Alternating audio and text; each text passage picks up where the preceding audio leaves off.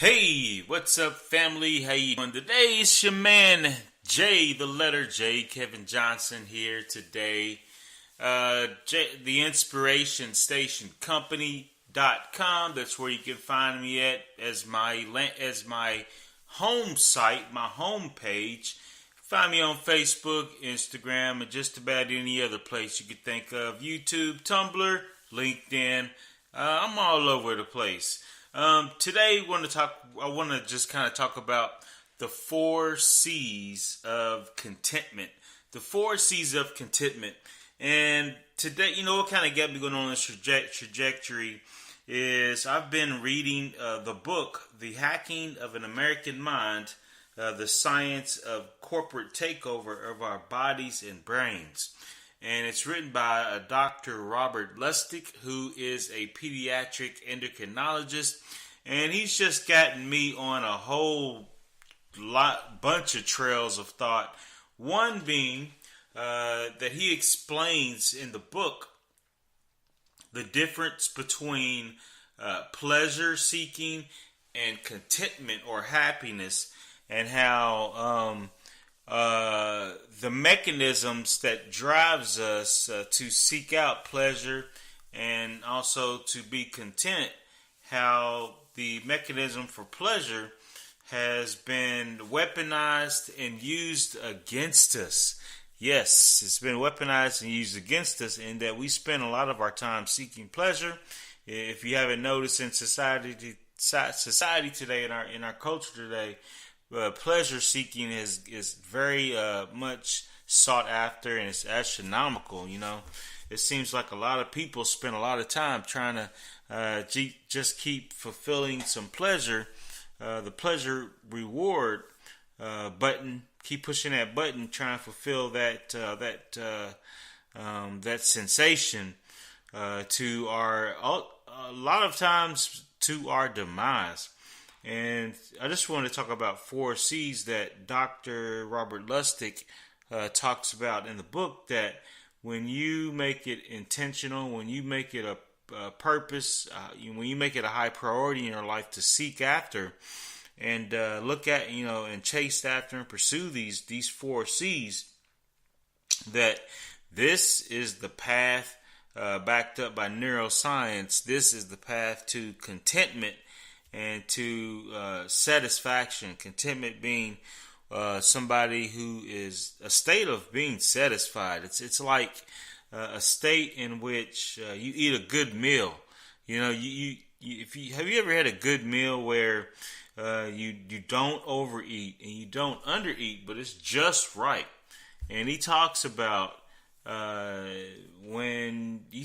contentment, and how a lot of people are seeking really contentment, but they mistake pleasure for contentment. Pleasure is fleeting. Pleasure only lasts for a while, but contentment is something that lasts for long periods of time.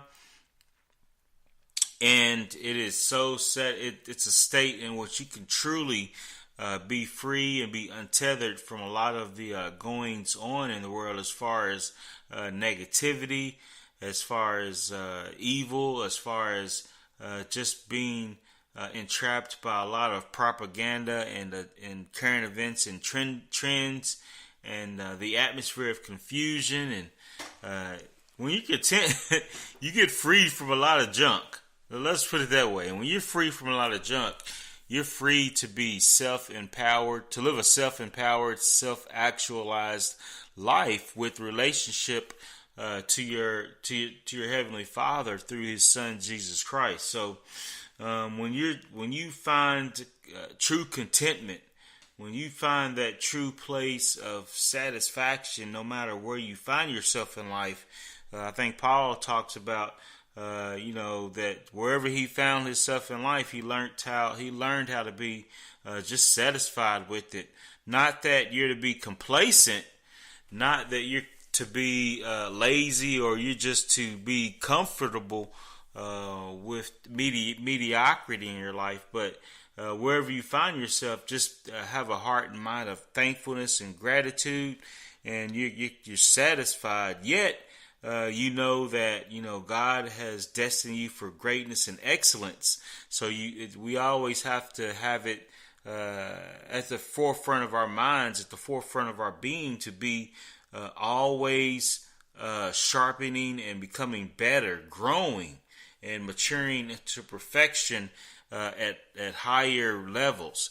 The level growing is infinite until the day you die. There's always another level to get to, a higher qualitative state to achieve, as long as there is the breath of life in your body. So it's not to say that we would be comfortable or complacent, or to be lazy, or to be not seeking excellence, or to not or to be entrapped with being comfortable. But it's to say that wherever you find yourself in life, you learn how to just be satisfied with that, and then you at the same time you seek to do better tomorrow than you're satisfied with today. So just wanted to talk about and just focus on the importance of doing this in today's world. I spend a lot of time out in the public sphere, and I see a lot, talk to a lot of people, I hear a lot, and it just seems like a lot of people are discontent, not really happy. A lot of people are depressed. A lot of people are anxious. Not really kind of worried about the future. Don't really have any resolution about them. They spend too much time worrying about tomorrow when it hasn't come, and spend too much time and sobbing and remorse about yesterday, crying over spilled milk, looking at past failures and mistakes, and just learning to let that go is very key when it comes to just experiencing the present for what it is, a present, and being content wherever you find yourself. Let's go over the 4 C's real quick. The 4 C's to contentment that Dr. Lustig talks about. I'll name them, and then I'll go back and talk about them. He talks about contribute, cope, connect, and cook. Contribute, cope, connect, and cook. Okay, contribute. Dr. Lustig talks about altruism, or being a servant, a giver, living a life of giving, and he talks about how this helps takes attention off of you, and when you live a life of servitude, and when you serve a life of service, and when you live a life in which you seek to be a giver, what this does is this opens the door for love to come into your life and take a hold of your heart, mind, and body. It opens the door for you to be an instrument of good in the world. You don't have a lot of time to think about yourself when you spend a lot of time doing and serving and being of use, an asset to others. You don't have a lot of time to worry and be in negativity when you've availed yourself to the usage of another. That's what we're here for. We're here to be servants. We're here to be instruments of love, and love is not just a feeling, but it's a verb in which it has to be fulfilling, has to be backed up by action. Love is an action. It's a verb too. It's also a thing, a feeling, and it can be an adjective too, I guess. But he just talks about the importance of giving. He talks about coping. Coping meaning being able to manage the many different types and levels, intensity levels, and length as far as time of stress.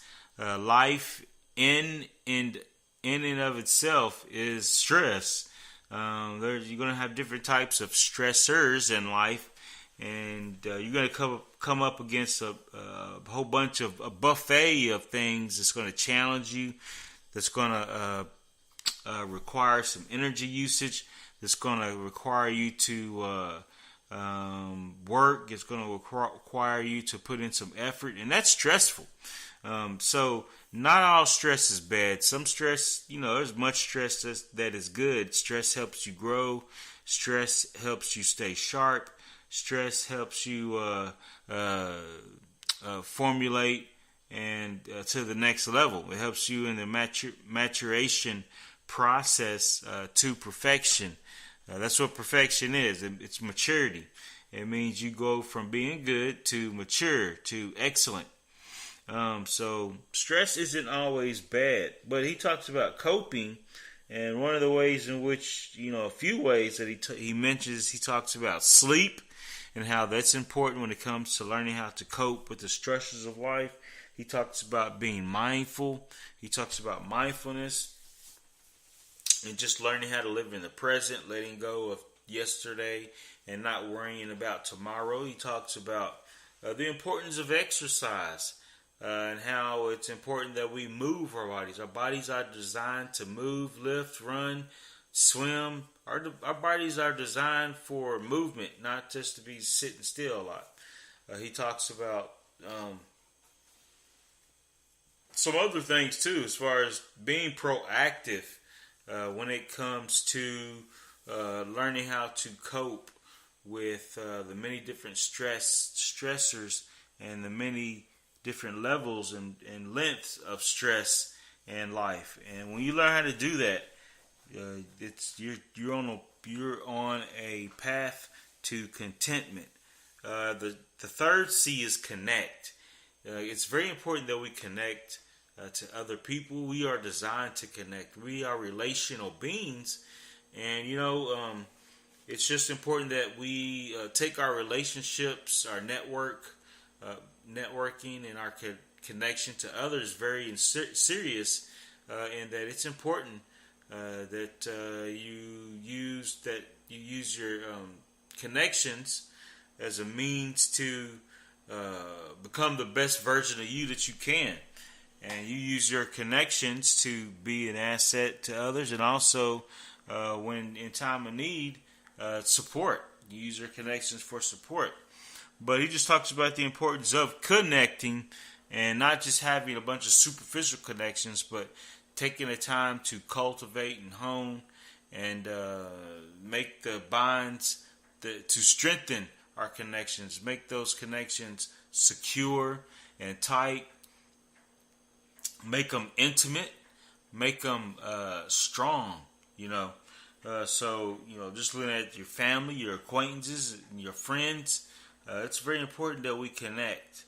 And then the last C is cooking. He talks about the importance of cooking real food. There's much to be said about just the art of cooking and being in a community and eating good nutrient-dense food that's going to help give your body the building tools that it needs in order to thrive. Give your body the tools, the nutrients, the building materials that it needs in order to maintain itself and continue to grow and function according to how it was designed and purposed to do so. So just cooking. These are simple. Just notice, all these C's are very within all the C's that I just named. There's nothing complicated about them, nothing very expensive about them, really. They're simple, but yet they're very impactful, according to Dr. Lustig, who is a pediatric endocrinologist. And he just said, and he talks about how, a lot of the solutions that we have to contentment, they're not very expensive. And that's a good thing, health and happiness. Health, wealth, love, and happiness doesn't have to be a very expensive endeavors, but they can be very, very inexpensive. Yet the impact can, like I said, ricochet for the ages to come. Let me read a few verses real quick while I'm on here. While I got your attention, let me read a few verses before I leave. Just talking about being content and how important it is. Let me see here if I can find some. I don't think Let me see. What was that? Hold up for 1 minute. Wow.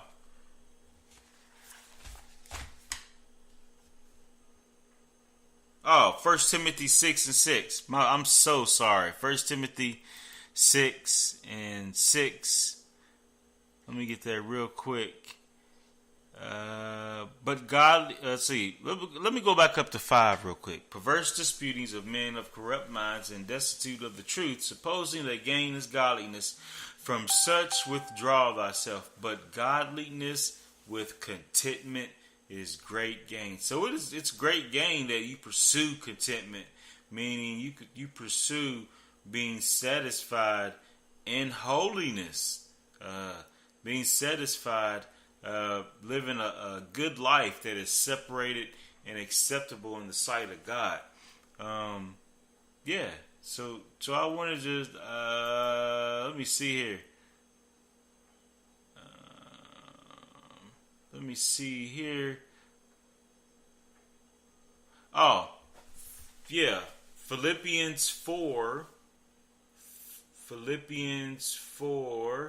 Sorry about today, guys, ladies. I'm a little behind. I'm a little slow today. I don't know what the deal is, but we're gonna continue on. We're gonna move forward. Philippians 4 and 11. Not that I speak in respect of want, for I have learned in whatsoever state I am to be content. So Paul here is talking about being content, and he's talking about wherever he finds himself that hey, he knows how to just be satisfied, and to keep moving forward in his life, not letting it get him down or slow him down in his mission, in his purpose in life. And just living a regular life. He's fine with wherever he finds himself. So I just want to spend a few moments talking about the 4 C's that Dr. Robert Lustig, pediatric endocrinologist, wrote the book, The Hacking of the American Mind.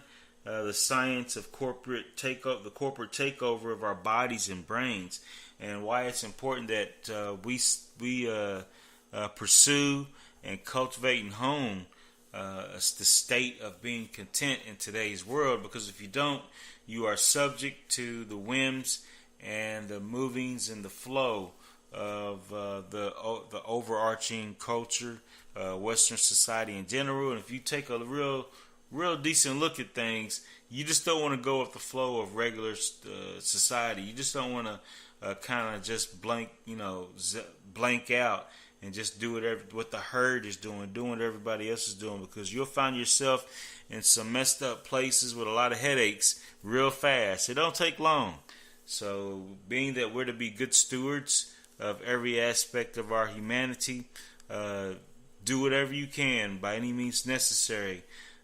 Be content. Learn how to be content in your heart, mind, and will, and learn how to wield an environment of intent affecting those who fall under the hands of your stewardship, under your management, under your influence.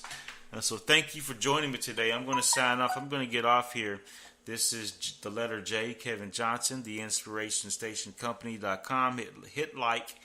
Share, leave a comment, let me know that you're out there. I appreciate all of you all that do chime in, and I don't take it for granted that you spend a little bit of time with me. So I'm going to sign off. May His face shine on you and give you peace.